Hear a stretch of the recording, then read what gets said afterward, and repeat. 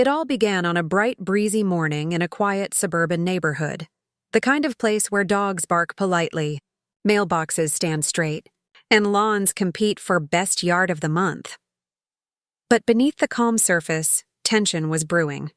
Two neighboring households were about to find themselves entangled in a feud, quite literally, over a stubborn tangle of vines. Ms. Wilson had lived in her cozy home for over 5 years. She took great pride in her backyard, her sanctuary, covered in lush green vines that climbed the fences and draped across her carport like nature's own curtain.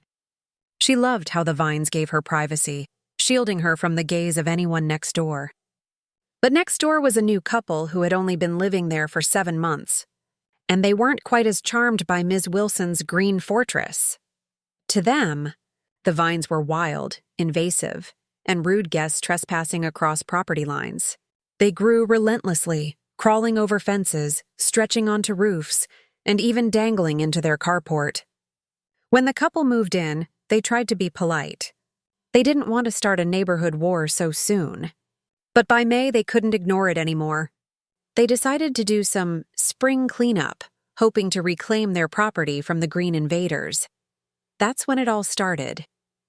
Ms. Wilson saw them standing between their carports, eyeing the drooping lattice that separated their homes. The new neighbor, polite but firm, asked, "Would it be okay if we removed this sagging lattice and trimmed the vines off the top of our carport?" Ms. Wilson hesitated. She wanted to be agreeable, but the vines were special to her. They were decades old, practically part of the house. She told them, "Yes, but please be careful. I want to keep the privacy and the beauty. Don't cut too much." They agreed. At least that's how she remembered it. A few days later, Ms. Wilson came home and gasped. Her once glorious wall of green was shredded. The vines had been hacked, chopped, and stripped away. The sections that once covered her carport were gone, leaving behind bare wood and thin, scraggly remnants of what used to be her favorite feature. Furious, she decided she wasn't going to let this go. The neighbors had gone too far. They hadn't just trimmed their side, they'd attacked her property. And so, Ms. Wilson took her case to the one person who could deliver justice, Judge Judy. The courtroom was packed with curiosity. Ms. Wilson stood tall, clutching her photos and evidence. The defendants, her neighbors, stood calmly, confident that what they did was right. Judge Judy, sharp as ever, leaned forward. "Ms. Wilson, the defendants are your neighbors. You had vines growing out of control that were encroaching on their property. You claim that when they trimmed them, they cut too much, even the ones on your property. And now you want to be compensated?" "Yes, Your Honor," Ms. Wilson said firmly. "Do you have any proof?" "Pictures, videos?" Judge Judy asked. "Lots of pictures," Ms. Wilson replied. As the photos were passed around, the courtroom became a garden of confusion. Judge Judy squinted at the images. "Very hard to see this. Is this your house?" she asked. "No, that's theirs," Ms. Wilson said.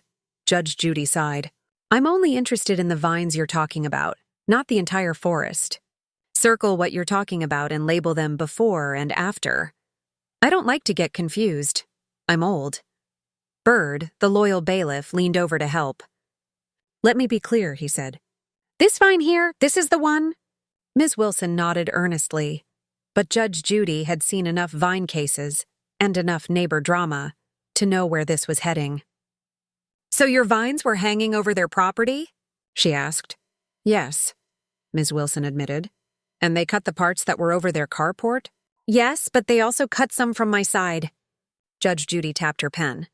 "Ms. Wilson, when your plants grow into your neighbor's yard, they become your responsibility. You don't get to complain when they clean up your mess." Ms. Wilson's lips tightened. "But they destroyed them. They could have asked me to handle it. Why didn't you?" Judge Judy shot back. "If you liked them so much, why didn't you pay someone to trim them neatly, instead of waiting for your neighbors to do it? You said you liked your privacy, your greenery, your vines. Well, then you should have taken care of them before they became a nuisance."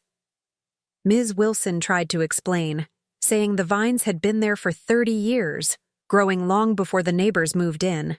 But Judge Judy wasn't buying it. 30 years? Who cares?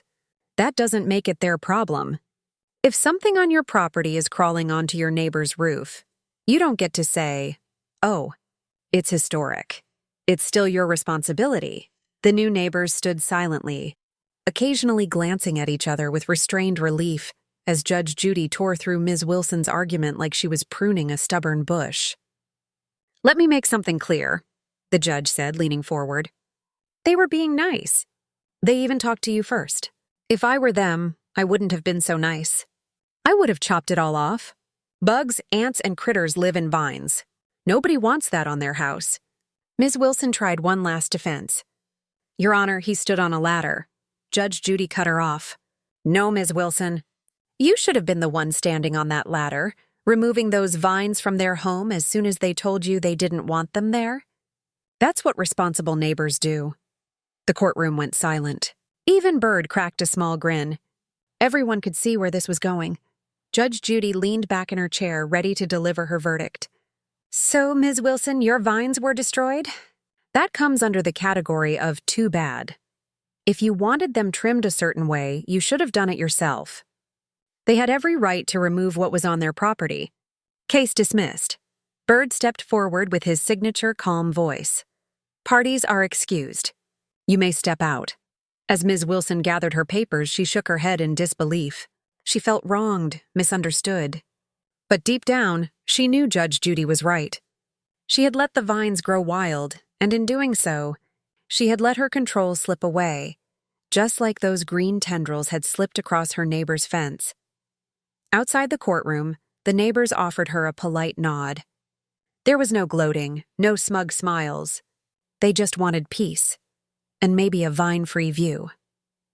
Ms. Wilson walked away slowly, already imagining her backyard without the thick curtain of leaves she'd loved for years. It looked empty now, exposed.